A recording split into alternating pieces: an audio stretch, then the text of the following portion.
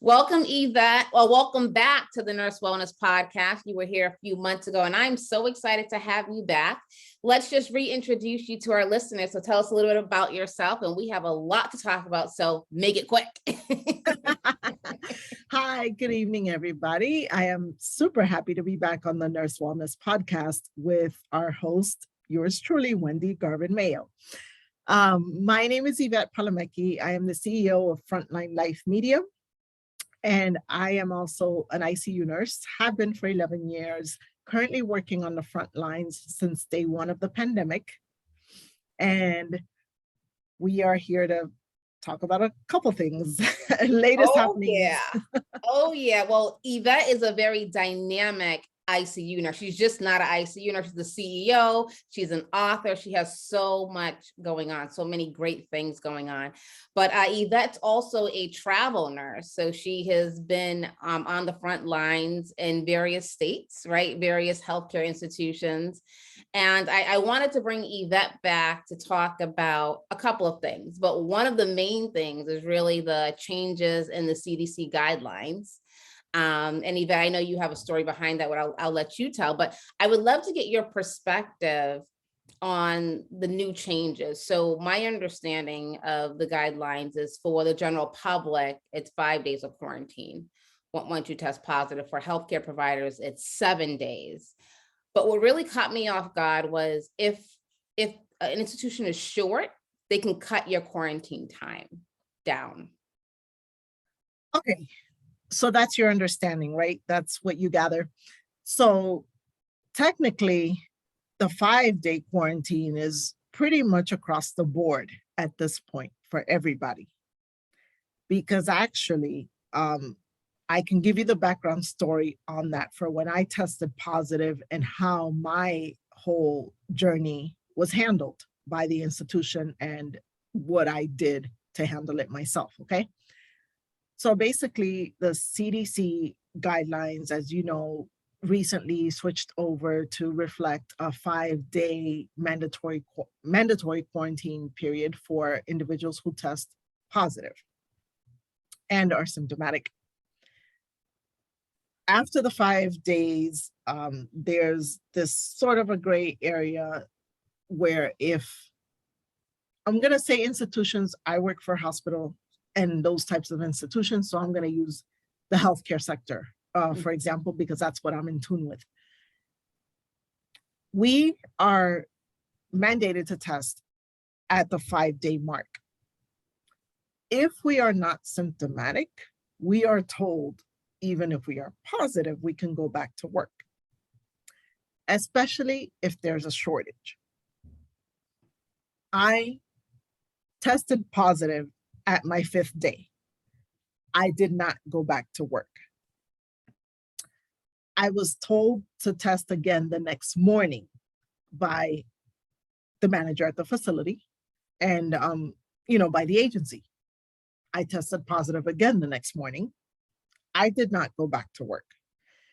And I was not going back to work until I produced a negative test, because within a 5-day period, you can still be contagious depending on the day you contracted COVID. And nobody is really exactly sure, because the day you test positive is certainly not the day you contracted the virus. But you still have that incubation period, and you have that period of being contagious. We have estimates of windows and timeframes. We don't have absolutes, right? So as far as I'm concerned, I am testing positive on a rapid test, so I am still contagious at day 5. Let me tell you why. Because on a rapid test, the rapid test basically picks up proteins. Mm-hmm. Okay, so you will test negative faster on a rapid test, which is why they want you to take rapid tests to come back to work, because a negative result is going to show up faster on a rapid test than a PCR, which tests at the molecular level.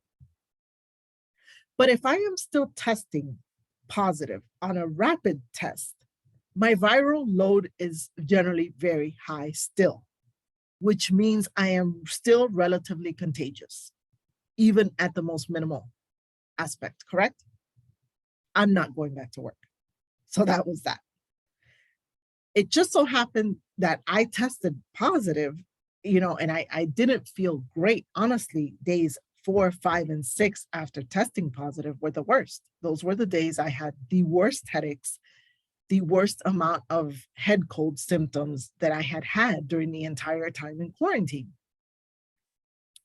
So finally, they said, well, if you're testing positive on day 5 and 6, just stay home and just come back after 10 days. I had a test, so I tested myself at day 10. I'm sorry, on the morning of day 11, because that was the morning I was supposed to go back to work. They did not require me to test after day 10 to come back to work. They just said, come back to work.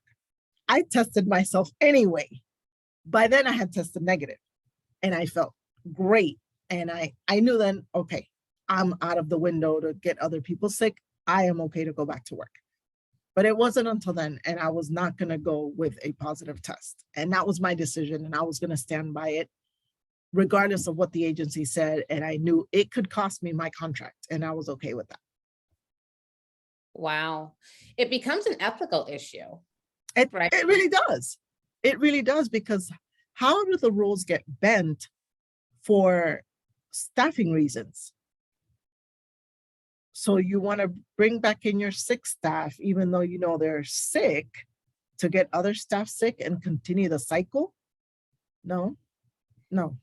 Yeah, well, that was my issue with the guidelines, is that it's in there in black and white. If there's a staffing shortage, your healthcare institution can mandate that you come out of quarantine sooner, right? As long But as again, how is the healthcare institutions excluded when we are the very ones out there fighting the pandemic? Absolutely. Bearing the brunt of the decisions of people who decided never to get vaccinated, never to wear a mask, and never to follow guidelines in the beginning, which is why we're still here, correct? Yes. Okay. Yes. Yeah. Wow. I had an issue with that, and I did speak up on another live with Nurse Alice Benjamin, because we both shared the same sentiment about the guidelines. It's too short. And it was blatantly obvious that it was made on the tune of desperation for staff and to be able to normalize life again. But it's not working. It's not working. Yeah. And you want nurses and frontline workers and healthcare workers to feel appreciated, right? How do I feel appreciated if you're saying, well, 5 days is up, come back and just wear your mask regardless if you're positive or not? You know what I mean? And even for me, my son was close contact with someone with COVID. He tested negative, but even for me, before I went back to the hospital, I'm like, I have to test myself, And his sister was going back to work. She tested herself, even though she was asymptomatic, she tested positive. So we're like, you cannot go back to work. We don't care if you don't have symptoms, but you have to make a choice based on your own, values, beliefs, and your own, it's not about the symptoms. It's about the risk of the, passing it on to somebody else. And just because I don't feel symptoms doesn't mean I can't infect others with the virus that I'm shedding like crazy. Okay, I may not have symptoms because my immune system might have been stronger. I was boosted in November, so I had extra protection on board already. I take vitamins. I do my IV drips. I'm very diligent about my PPE. I did all the things, and I ended up still catching COVID from work. So who's to say that I don't go back in, and while I'm taking a break, eating in the break room, I take off my mask and there we go. And this is how healthcare workers are getting sick. If they're not getting it from their patients coughing on them, they're getting it from the break room because a mask is laying around that somebody's coughed in and spoken in and left the spores there. Which is another thing. We talk about how healthcare workers are not feeling appreciated these days. And certainly that's a slap in the face. And you want to think, with a variant like Omicron, it is a lot of head symptoms. So I'm stuffy. I have to blow my nose. My nose is running. My eyes are watering. My throat is very sore all the time. I keep coughing. So now I have to go and armor up with an N95 and another mask over and a shield over that. And now I'm suffocating in my own mucus for the sake of going to work. Absolutely not. Yeah. Yeah. And when you declined to go back after 5 days, how did that impact you? I know you said you were at risk for, losing your contract and all that, but were you pulled into an office to kind of talk it over, or? No, I mean, I was in quarantine. Mm-hmm. I was in quarantine, so I didn't go anywhere. And I literally did not leave my hotel room for 10 days. But no, the manager sent me a text and he said, okay, stay home for just stay home, feel better. And that was the end of that. He didn't make a big deal of it because he knows me personally. And so he knows I don't just dodge work for no reason. I gave him a play-by-play of, hey, this is how I'm feeling. And he even knew leading up to the day I tested positive, because I texted him the day before and I said, hey, my throat feels like I swallowed some razor blades. I woke up on a Thursday and I said, Thursday, January 13th, I said, I think I have strep throat. I woke up feeling like I swallowed a bunch of razor blades. It was awful. He said, oh, you got COVID symptoms. And I'm like, no, it's just a sore throat. Like, I have strep. I'm sure I have strep, if nothing else. I felt fine physically otherwise. The next day, he said, well, you should think about getting tested if your symptoms persist. I said, okay. I felt fine the rest of the day later. I, took something like Dayquil and I said, I feel a little better. I'll be okay.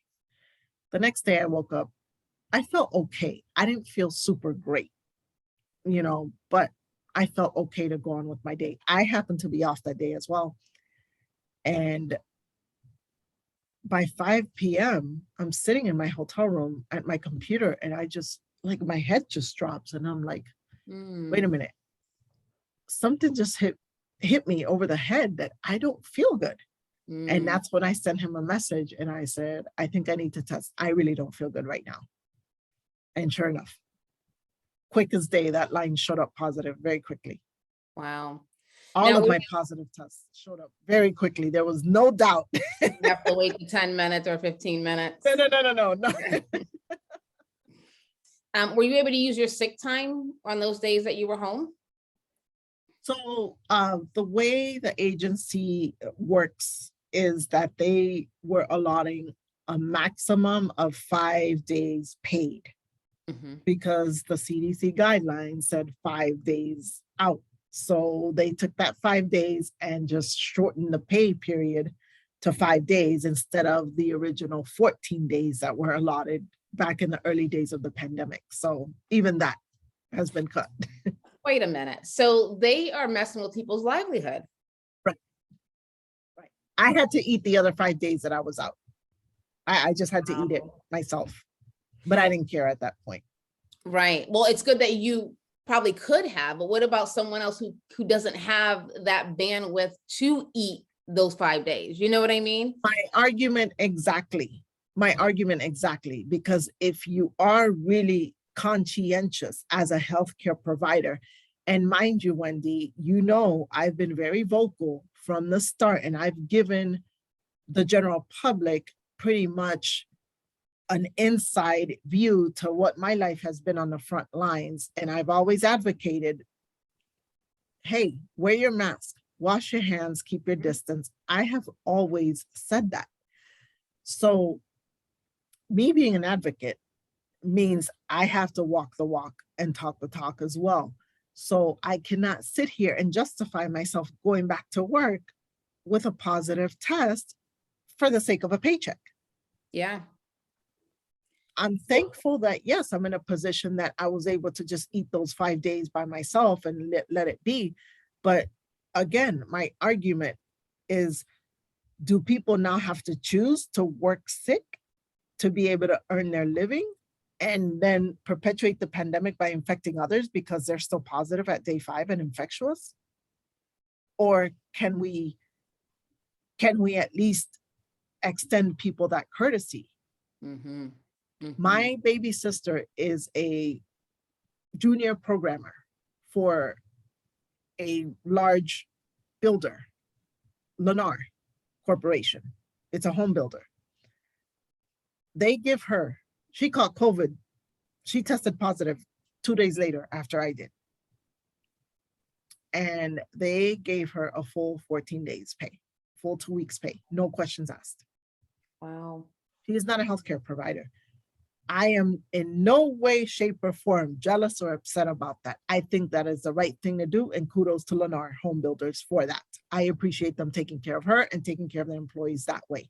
I wish healthcare institutions and agencies and other, corporations would do the same, because that is the right thing to do. Yeah, some companies have it built in now, like even if someone in your household tests positive, you get, I think, like 3 or 5 days off. Like they build it in. You Yeah. got to, because you got to give that lag time where you became in contact with them and you may turn positive within those 2 to 5 days. Yeah. So it just goes to show that it's possible, but healthcare institutions have to want to do it, right? To extend Correct. courtesy It is possible. to healthcare workers. It is possible. You know, Yeah. if a home builder can do it to their employees, which are working remote, mind you, so they didn't have to do it. They didn't have to do it. She's working remote, but they did it anyway. And like I said, kudos to them. I am working in contact directly in front of patients infected with this, getting coughed on day in, day out, and others, and just running the risk being inside that hospital. That's, by the way, a COVID center. Yeah. The risk is there. It's only a matter of time. Yeah. Yeah. Why can't they do that for us? Now, what would you tell a nurse who's in the position, that has COVID, that's feeling that struggle of, I don't want to go back, but I need to go back, and courageous conversations. I think that's something that has to happen, right? Because we said it comes into your values as a human, right? Not just as a nurse, but you as a person, right? It's really testing those values. Well, it's simple for me, okay? Here we are, the most trusted profession for the past 20 years or so, right? Okay, we are, which means we also have to make decisions for the good of others, not just us. And if that nurse doesn't want to go back to work, regardless of what her employers are saying, she should not even feel the need to have to be torn between a decision that way. And I think, given the climate that we're in right now, nurses have a platform to be able to really, really speak up and make their actions speak for themselves and make it known that, no, you will not abuse us. Because to me, that's abuse. You're gaslighting people into coming into work, knowing they could still be contagious to others for the good of what? And I think you said something so powerful. I don't think nurses know how much power we have now, especially on these social media platforms. You are not alone. All you got to do is put something out there and we will gather and come and support you, So as an individual, we render powerless a little just because we're one individual. Collectively, we do have the power and we need to act accordingly, and we need to exercise that power right now while we have it in front of us. Absolutely. Absolutely. And speaking of power, what are you doing out there to help empower nurses and advocate for nurses? I want to get into what you're doing, what you have planned. I know you have a couple of things going on, so tell us. So one of the things is, as you know, I did write a book. I authored my first book in between all this craziness.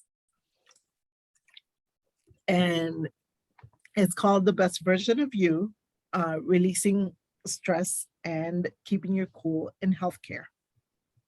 It is aimed at healthcare professionals to just help them by a method to manage their stress, and basically aimed as part of a wellness incentive for healthcare workers.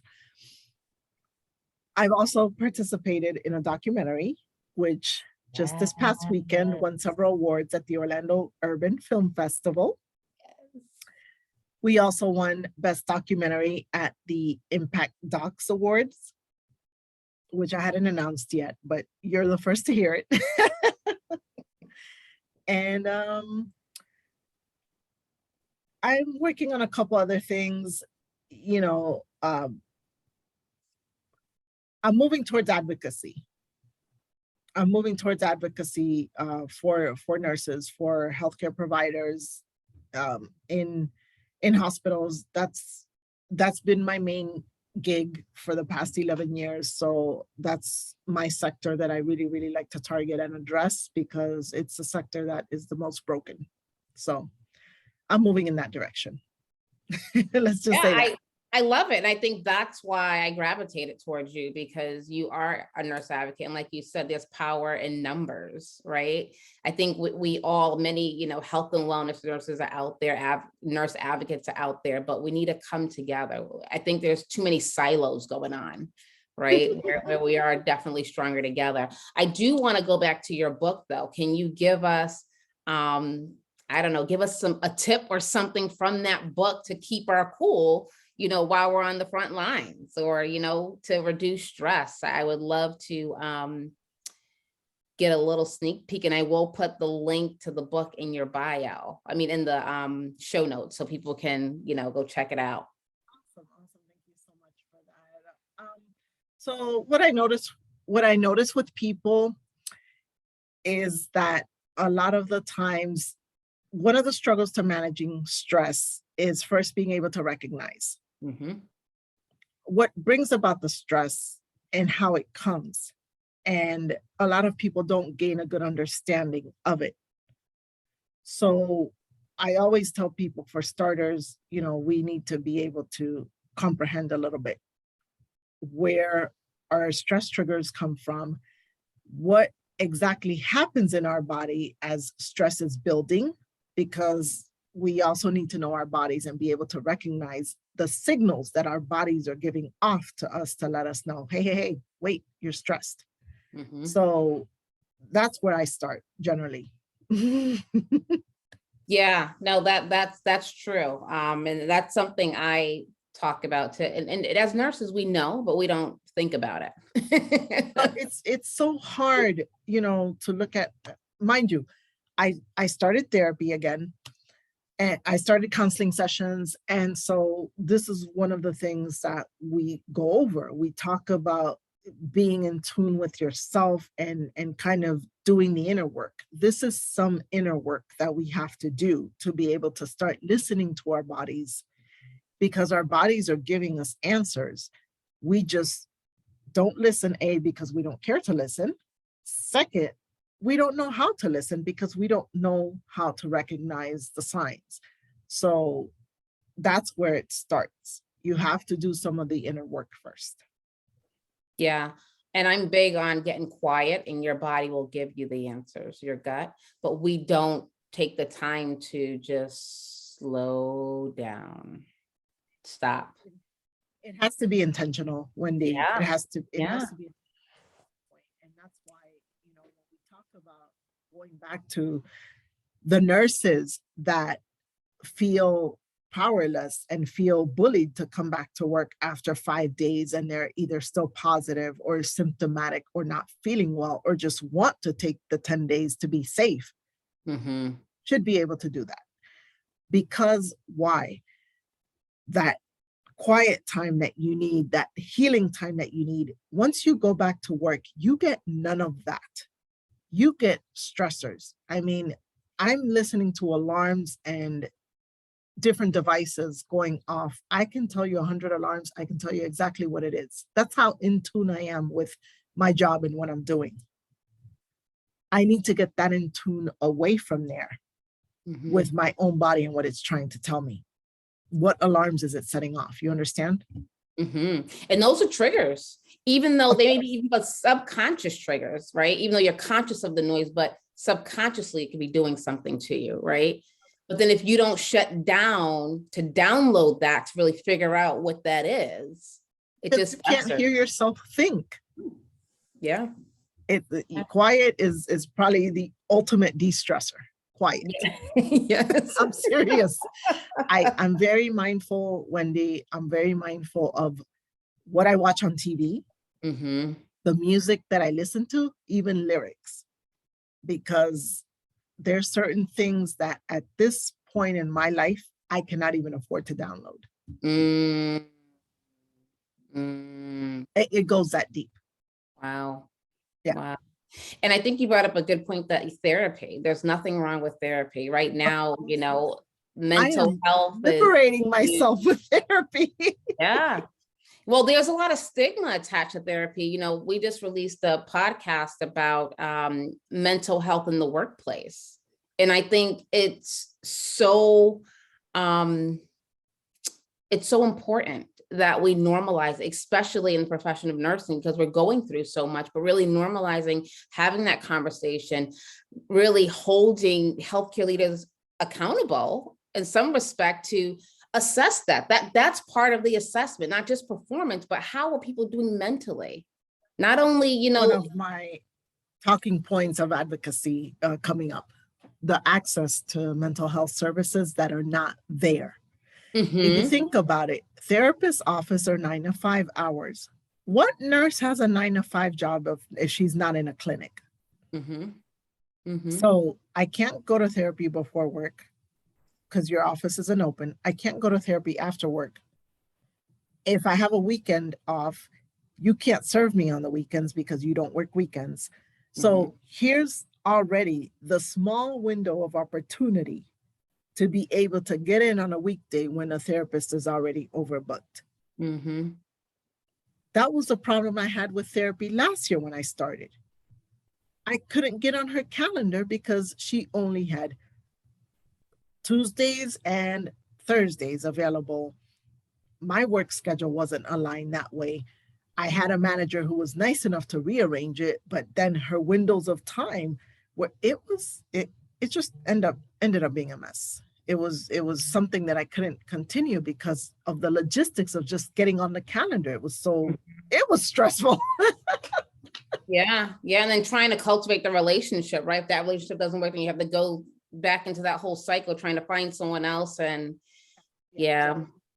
So I've started again, and you know, this is virtual, and it's working great, and definitely there's more availability for me, and they understand my profession, and they are willing to extend, you know, an hour here and there, and that helps a lot. So Yeah. this is working. So I'm very happy. I'm in a much better space right now. So, which again leads me to clearer focus and leads me to basically keep my head level where I can see where I'm going and taking this new nursing journey. That's awesome. So I have one more topic to talk to you about. I have to talk to you about it because it's out in the news about travel nurses and their pay. Congress is investigating, you know, the salary of travel nurses. What are your thoughts around that? I know travel nurses get paid a lot of money, right? They can make, the research I did was about $500,000 a year if you're, you know, doing things correctly, but also the environment that you guys step into. I mean, it's like, it's a lot. I mean, you're giving up a lot to be a travel nurse, right? Not only professionally, but even personally. So talk to me a little bit about your thoughts around the investigation and pay, and how are you received when you go into a new assignment, into an institution, being a travel nurse? So to start with that, Wendy, I appreciate your question. I have actually done a couple interviews with some reporters who have reached out to me asking that. And I start by saying this. When people look at the number, it's a nominal fee, okay? It's what it is. It's a number. It looks great on the screen. Don't get me wrong. However, Who is talking about the intrinsic risk on the other side that we face? Okay. I have to leave home, whatever home is. Okay. I could have a spouse, I could have a relationship, I could have kids, I could have dogs, I could have whatever it is at home. I have to leave basically my house in disarray because now I have to go pick up at a moment's notice because these contracts move very quickly. I don't have 4 weeks to get my house in order. I have to leave within a 24 to 48 to, maybe a week time span, if that. Okay. Crisis contracts move within a 24 to 48-hour window. I received a call from the agency, my last assignment. I had to be in South Texas by the border the next day. That quick. Wow. So now you've just added 20 layers of stress on me because if I am a single mother, I have to now accommodate childcare. I have to accommodate transportation to and from school, daycare, whatever have you. If I have a spouse, I have to make sure my spouse is going to do what I need them to do for our family and our child. If you are leading a relationship that's in trouble, that opens the door for that emotional doubt and all that other stuff that creeps in with infidelities and other things that you may struggle with in that relationship. Now, I have to harbor this huge emotional toll as I'm scrambling with my suitcases to get out the door, to make that flight or get in my car and get to that destination before that 48 hours because I have to check in and I have to be there, right? We haven't started the assignment yet. Okay? We haven't started.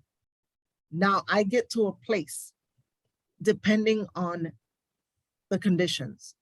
Some agencies will put you up in a hotel and that's where you stay. That's it. You don't get a choice. You don't get to pick. You don't get there's no ifs, ands, or buts. You're bussed over to certain facilities and that's just what it is. It's an operation, right? It's a deployment. Other agencies, depending on the conditions and geographically where you go, you may go somewhere where there's not a lot of hotels. So if they're scarce and there's a ton of nurses competing for hotel rooms, you may not be able to book a hotel within your price point for the stipend that you may be getting.